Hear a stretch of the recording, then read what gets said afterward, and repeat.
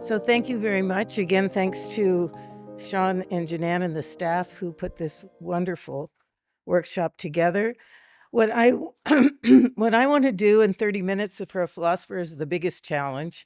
But what I want to do in the next 30 minutes is suggest an approach to thinking about the relationships between these what Sean set out in the beginning, the components of what the philosophical aspect of natural philosophy is and the scientific aspects of natural philosophy are. And so what I'm going to try to suggest, and this is a kind of big program a paper with an example, but not all of the detailed arguments. And I want to suggest that a pragmatist approach to understanding the relationships between metaphysics and theorizing methodology and scientific practice gives us tools for understanding the way in which science the scientific practices allow human beings to acquire knowledge of nature. And so this is going to be in defense of pragmatism. Now, my own work, since this is such a diverse group, my own work has been as a philosopher of science, primarily looking at biology, in trying to understand what the lessons for the more philosophical part of natural philosophy can be learned from the last 50 years of the science of complex structures and complex behaviors. And one of the things that has been important is to see that some philosophical issues get reframed. And what do we think of a law of nature is? What do we think are ontologically permissible objects? Are there emergent systems? Are there emergent properties? Or is everything reducible to something that we would say is not emergent? And so what I want to do, I've been struck by the continuous iteration of changes in both what the philosophical perspective uses to describe acquiring knowledge and what the scientific practices and representations incorporate. So part of this is a story of how what we think of the phenomena are changes with the changes in what we think are possible phenomena and what we think are legitimate representations of them, representations like mathematical representations, but specific mathematical representations. I mean, the change over history of science is a change both in what the theories are, that I'm not going to document, but also what the representational resources are. Just think of Descartes introducing analytic geometry. Think of Newton introducing the calculus. That certain kinds of representations, even mathematical representations, are available at a given time. And we just had an account of a Bayesian computational representations that allow us to capture or characterize what we think is going on in nature that we didn't have those resources before. So this is a story of multiple moving parts, okay, and how they interact. So what I want to do is look at what do I mean by a pragmatist approach to understanding the acquisition of knowledge, and in this case, through scientific practices. And pragmatist approach is a method that identifies the roles of judgment in the theoretical, experimental, and inferential practices that warrant claims about nature. What pragmatists do is let me just read you a couple of classic quotes, and then I can try to set up the frame for how to understand what's going to follow. So William James endorsed what he called a radical empiricism. And this was in the same context that we heard also about Carnap, who was rejecting the kind of a priorism of certain forms of metaphysics and phenomenology in his time, with a kind of scientific approach with a a reductive approach, semantically reductive approach to experience. And what the American pragmatists say, like James, is the only things that shall be debatable among philosophers shall be things definable in terms drawn from experience. I mean, if you translate that into German, you might find it in the Aufbau, right? Okay. So that's the metric. That's the location for justifying our claims about what nature is like. It has to be drawn from experience. From in science, that looks like observation and experimentation. These are also complicated practices. Dewey, in trying to explain what James meant by his account of truth statement, said that truths are made. They're not a priori or eternally in existence, and their value or importance is not static, but dynamic and practical. And so for Dewey's version, and no two pragmatists agree on the same things, except for these kind of constraints on the method for coming to understand how we come to have knowledge, what kind of education system we should have, all these kinds of things. So what the takeaway here is that pragmatism is an approach that historically and in contemporary work rejects certain kinds of assumptions about what we should expect nature and knowledge to look like. It rejects scientific absolutism, this view that there is a truth, eternal truth. Science looks for it. It's unchanging, and science is trying to acquire that knowledge. That's unchanging, universal, eternal knowledge. It rejects that kind of picture of what knowledge is, and the reflection of what nature is that permits that kind of absolutist knowledge. It rejects a passive spectator view of knowledge. And so this is a harder one for philosophers and scientists, I think, to embrace. In a way, what the pragmatist suggests is that you put humans back into nature, and that it's not that we stand outside of nature and examine it in your laboratory or in your simulations or in your computations, but we are present in that phenomenon itself.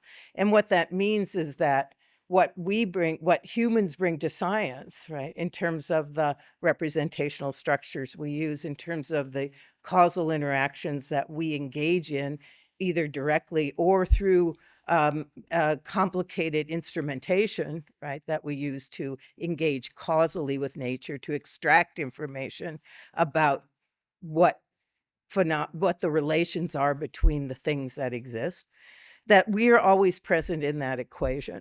And so there isn't, when we talk about knowledge of nature, it's not that we stand outside it and look at nature and say, what's it like? Is that we interact with nature actively in if you like, co-creating what it is that nature is like and what knowledge is about.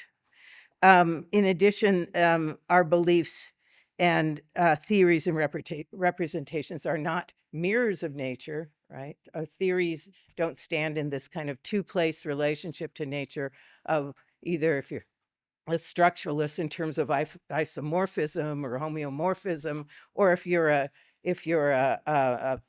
live more in a propositional way of thinking about theories in terms of a kind of correspondence of the terms that make them true, but rather that our representations are partial ways of characterizing aspects of nature that we have already carved out as the objects of our representations. And so the kind of pragmatist approach invites you to think about knowledge, nature, and science, the methodology of science, in a different way, in a more active, interactive framework. So a pragmatist account is reflected also in contemporary developments in philosophy of science, namely what we might call the the practice turn, which is moving from rather thin descriptions of what scientific knowledge getting practices are, right? From just inferences, thinking of scientists as a kind of empty abstract box of inference making, right? To thinking, to putting science, to putting the human back into the picture, another way in which to get a thicker description of all of the factors that are engaged in the actual scientific practice of explaining, predicting, and intervening in nature. So, so instead of looking at just the abstract logic, the logical structure of the world, or the logical structure of science, which was, of course, part of the logical empiricist, positivist program, instead, it's to look, now the object of philosophical scrutiny is much thicker. It is the actual scientists in their the theoretical and experimental practices, the kind of thought experiments we just heard about, which might be called conceptual engineering, and the kinds of experimental practices that involve all sorts of theoretical assumptions about the way in which an instrument like a nuclear magnetic resonance spectrometer works, that you, in order to be able to extract from those causal interactions what you think are signals, if you like that language, from the target phenomena that you're trying to describe and understand, and what goes into the ability to rule out what we might call noise or artifact. I mean, all of these are involved in a judgment that scientists make that, oh, my theory's been confirmed.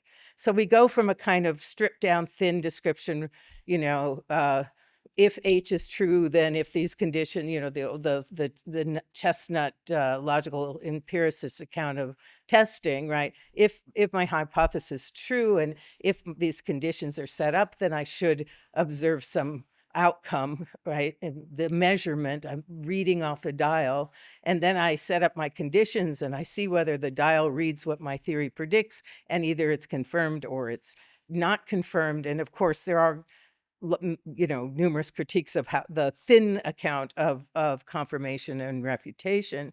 But what this suggests is that how do we thicken that account to get a better understanding of how science really works, how we human beings as scientists actually do these epistemic and tasks of explaining and predicting that permit us to intervene successfully and effectively in the world. So so viewing practices changes the scope of analysis from just not eliminating the logical inference that are part of the practices of science, but incorporating and including the problems that scientists set for themselves, the goals of their scientific investigation, the assumptions that they're making, explicit or implicit, the activities they engage in, the instruments they use, and to understand what kinds of judgments are reliable, what kinds of instruments are reliable, what do we need to know to establish those kinds of components to what we think of as one of the best ways humans have for for understanding what nature is like. So scientific practices are situated.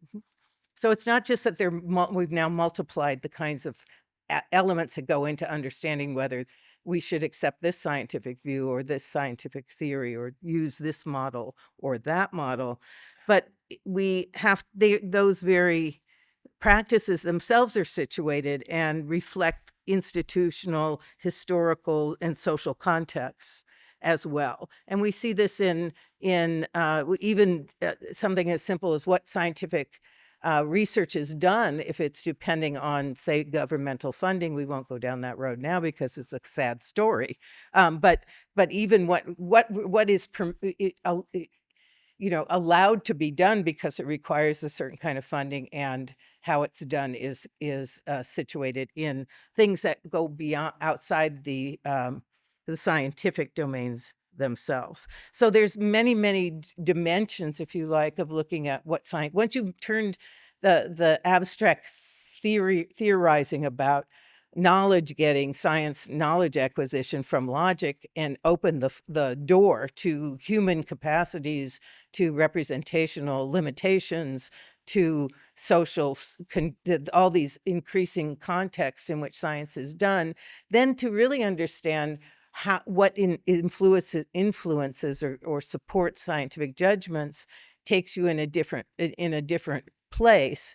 And by understanding those more situated and fleshed out versions of science's practice of acquiring knowledge, which we all believe is the best way to get knowledge of nature that humans have come up with.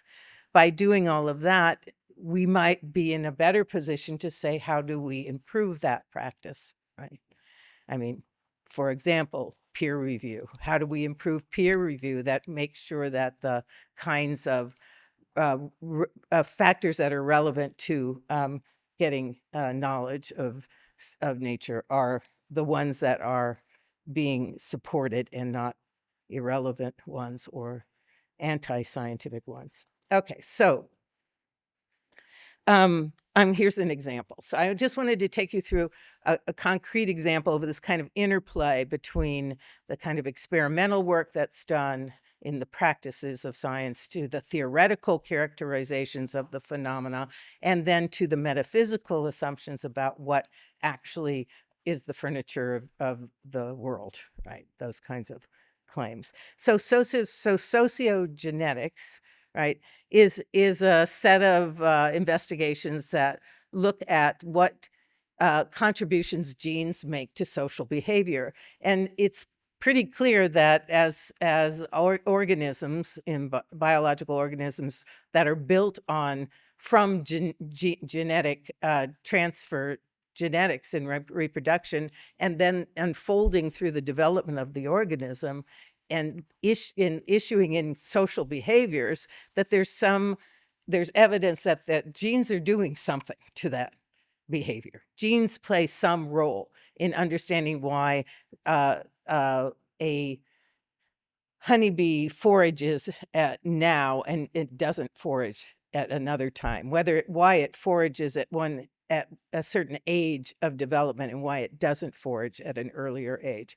And so if you want to explain this behavior, this division of labor in social insects, for example, foraging behavior and what induces that is something that's available for natural selection to then tune to in an evolutionary trajectory. So the question is, how do we understand the role of genes in social behavior?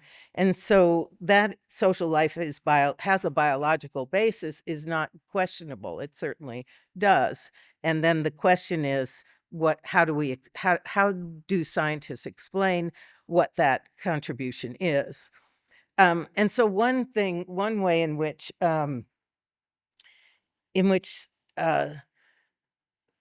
evidence is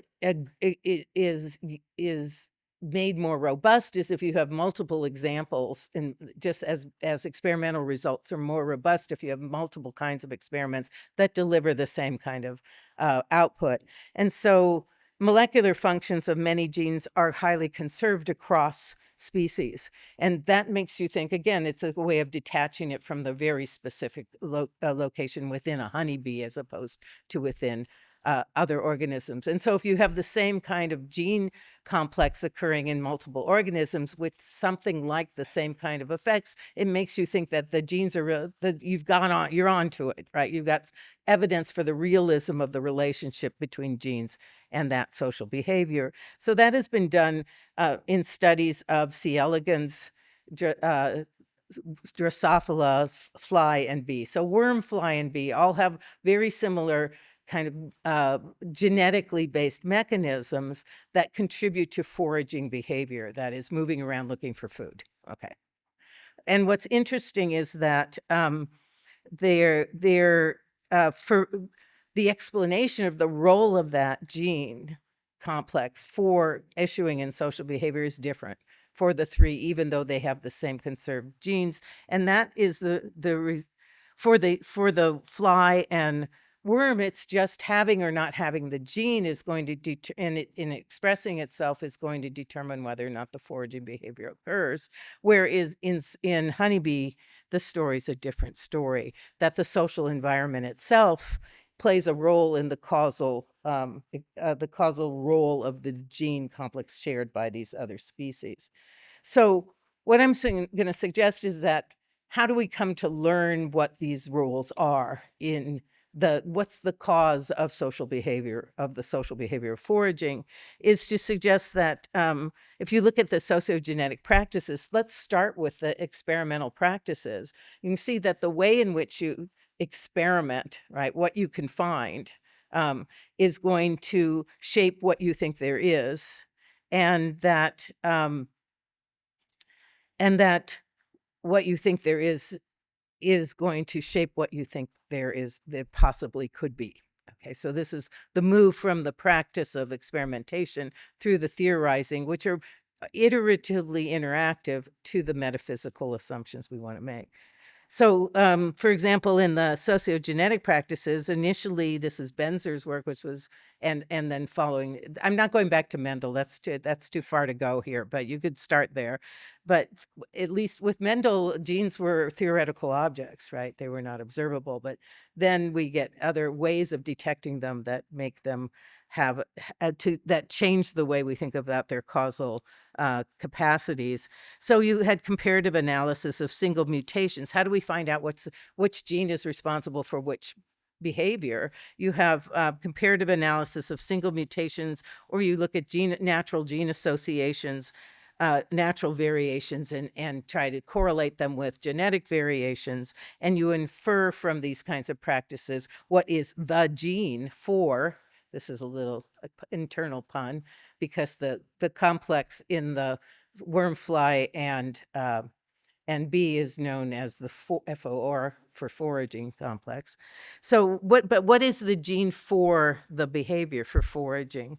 And these kinds of looking for single genes through single mutations imposes a certain kind of ontology onto what you think the phenomena are, that there are simple Mendelian gene trait structure. Have the gene, have the behavior. Don't have the gene, don't have the behavior. And we know that approach worked for a while, works for some things, is not universal, is not global, and that the reasons why it doesn't work, I'm going to flash to the next slide, is that there are polygenic traits, there's epistasis, there's regulation, that genes don't work in isolation to produce a complex behavior like foraging.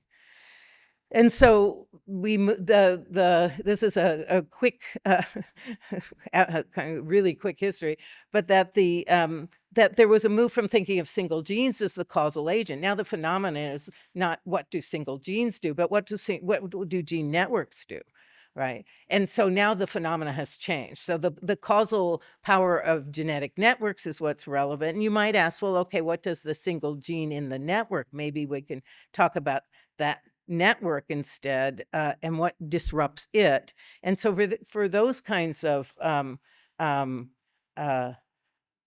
that version of the phenomena, that knockout experiments were done, where you could knock out a gene in a network and see whether or not that gene had a causal role in the network that's producing the regulatory epistasis network that's producing this behavior.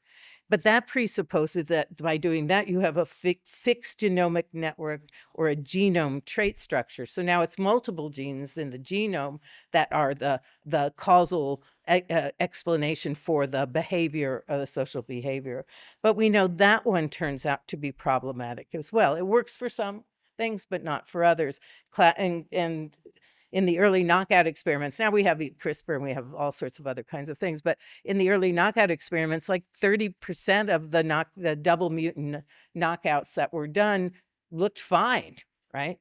They didn't seem to have any difference than the natural one. And so they were thought to be, well, what inferences do you draw from that? Well, if you make the assumption that genes are supposed to be the things in fixed networks that have impacts, then either we were wrong and that gene doesn't have that function in the network, or we did the experiment wrong. Those were the two responses.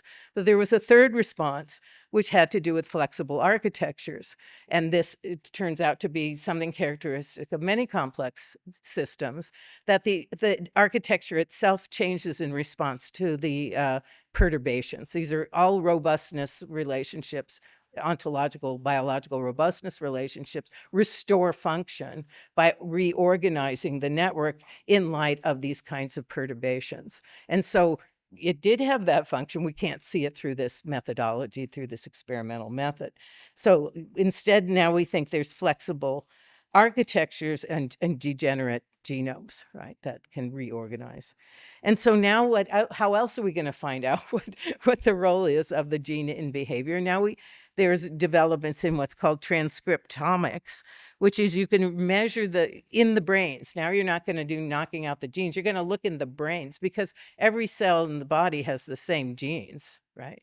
The question is not if you're going to have a behavior, it's not having the gene, it's whether the gene is expressed, right, into a protein that does the work of changing the motor neurons and creating behaviors, right? So now we have a more complicated picture, and now the phenomena is accessible in a different methodological way. So transcriptomics measures RNA expression of genes in the brains that correlates with the different behaviors. Okay, so now we're getting the story of what's the causal explanation of sociogenomics, right?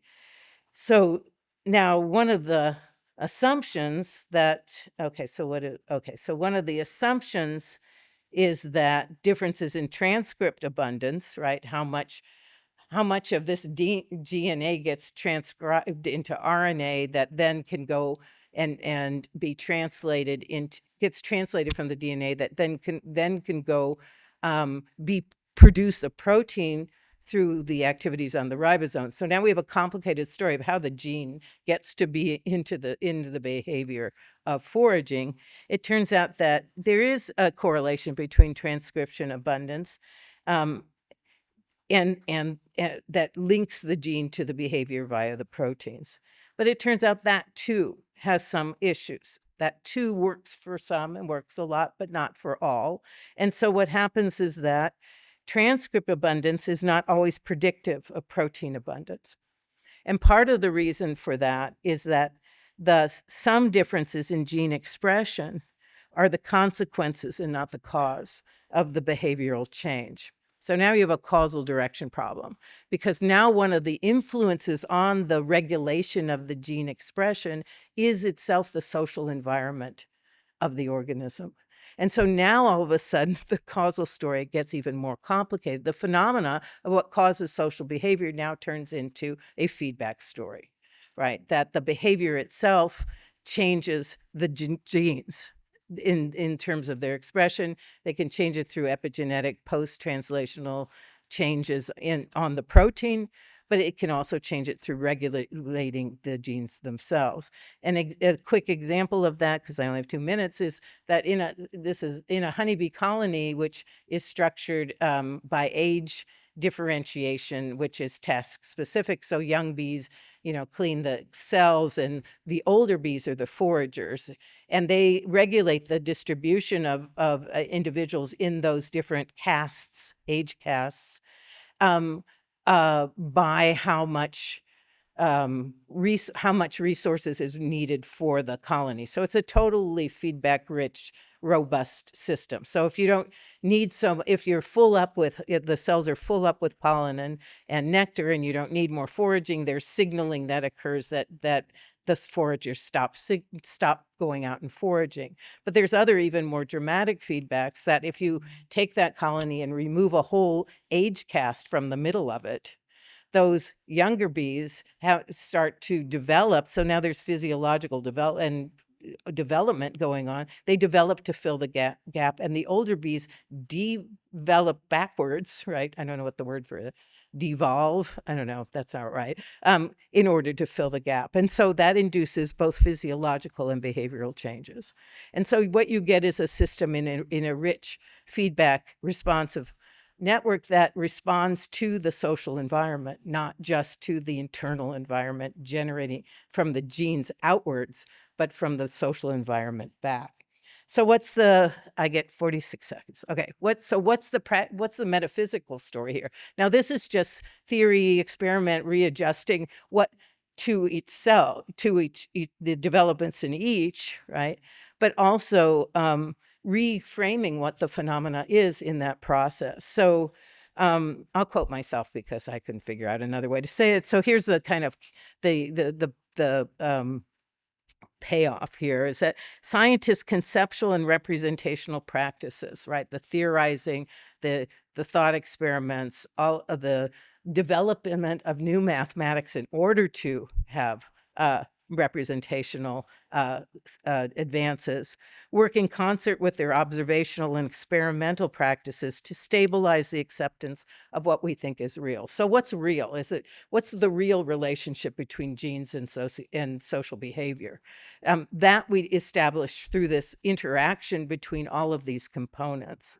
The scope of what is deemed real is shaped by our aims and questions, what we say there is and what it does, which is basically ontology and metaphysics, is justified by the ongoing interactions among representational models, causal experience and experiment, and conceptual frameworks in reaching a fallible convergence to what is real. So what realism is here, is what we're warranted. It's methodological. It's what we're warranted in claiming based on the kinds of ongoing interactions between these components of scientific reasoning. So there's further features of this story. I mentioned them here, but I now don't have time to talk about them. But this is one of the features of the story, is the character of the phenomena we think that is being explained itself is in dynamic interaction with the very practices of science in explaining it. And that is implicated by what we think is possible and what relations are representable. And thank you very much.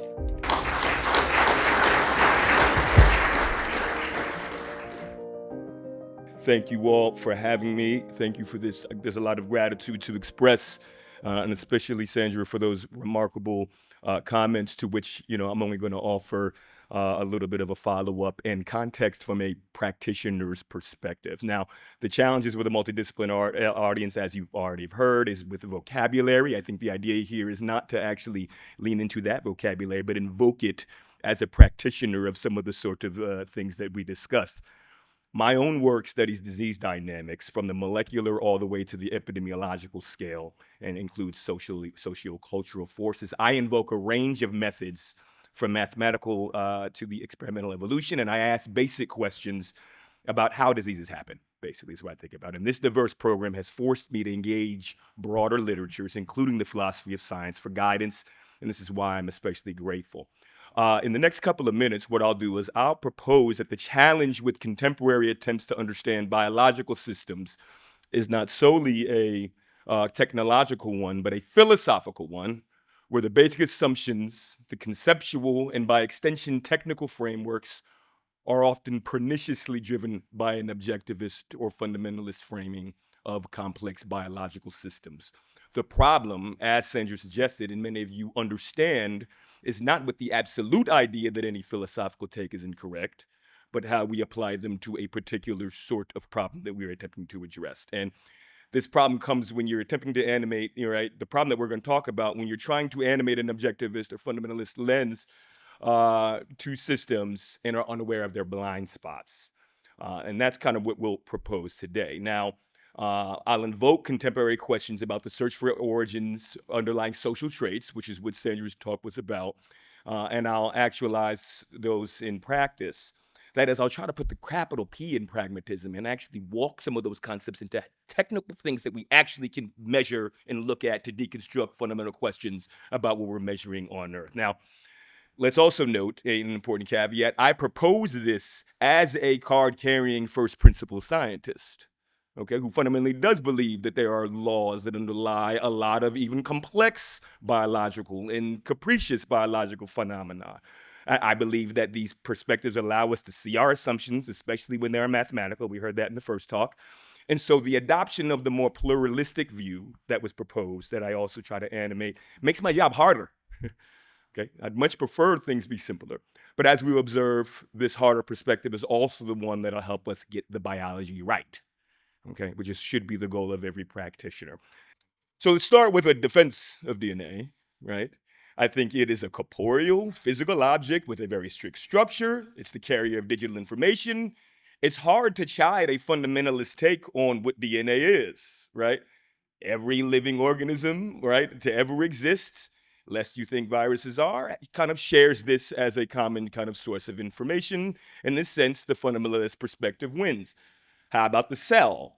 Not only my 7th grade self tells me that cells are real, discrete parcels of matter and energy that carry out function. The cell theory that posits that all living things are composed of cells isn't wrong. And that the cell is a fundamental feature of living systems, this is also not incorrect. The fundamentalist view helps us again, right? So we need not kind of disabuse ourselves of these things entirely. But staying with the cell, right, to kind of bring us to the pragmatist approach, half a century has taught us that it's not an especially useful unit for understanding anything meaningful about biological systems. Okay? Not even at the level of single-celled organisms.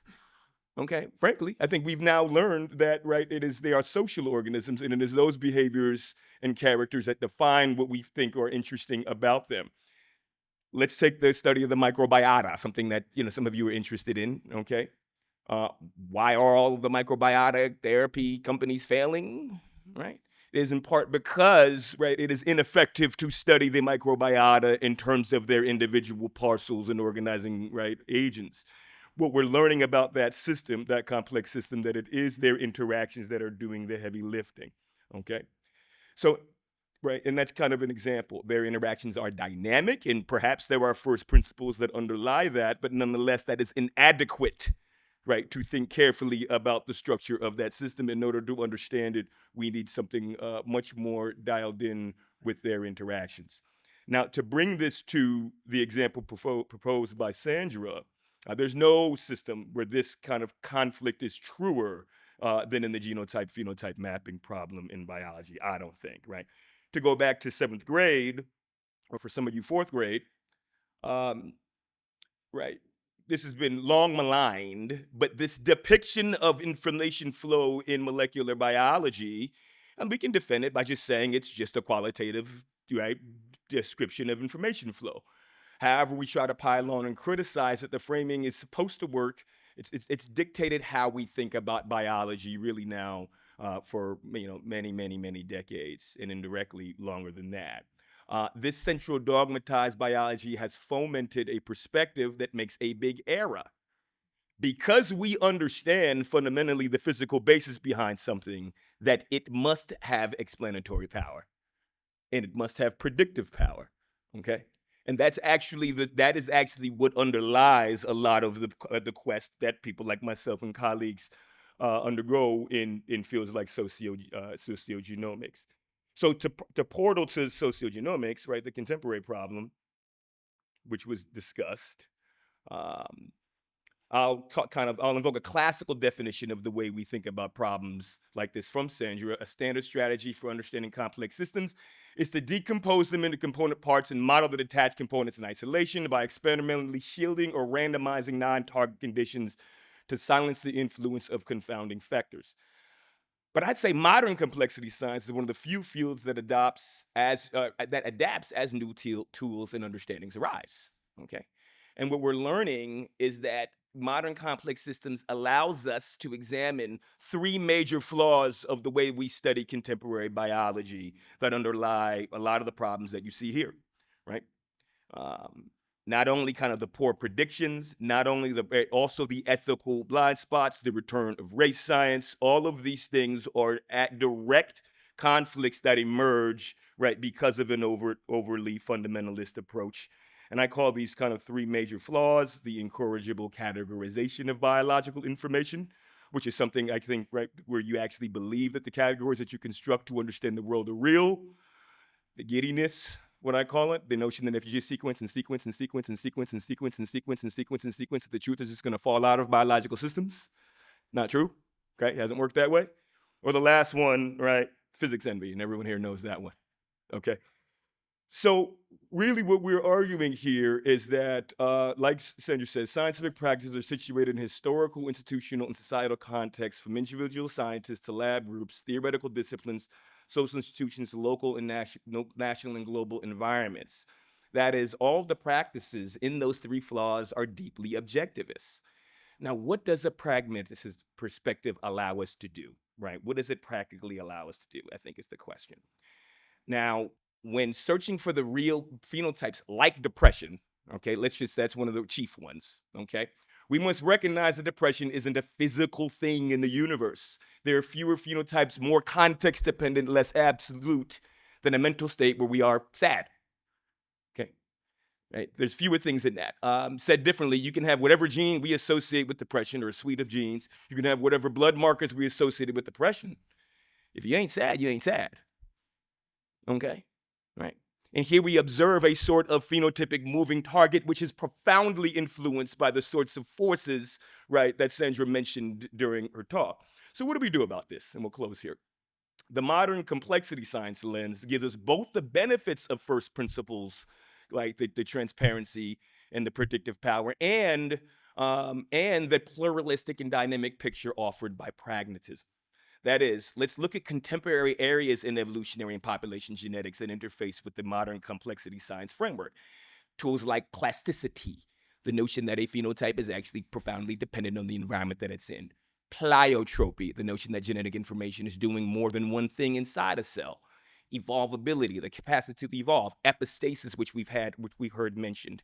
Gene by environment interactions, that is, the context dependence of biological systems is a frontier, and a pragmatist approach allows us to understand that context dependence in its fundamental forms, to design experiments and methods to be able to measure how they are shaping traits of interest. All these topics have built-in multiplicity, all encompass the nonlinearity of biological systems, all can be described using first principles, and understanding them can help us learn about the forces that craft the origins of species, the dynamics of disease, and who we are. That's it. How do we do?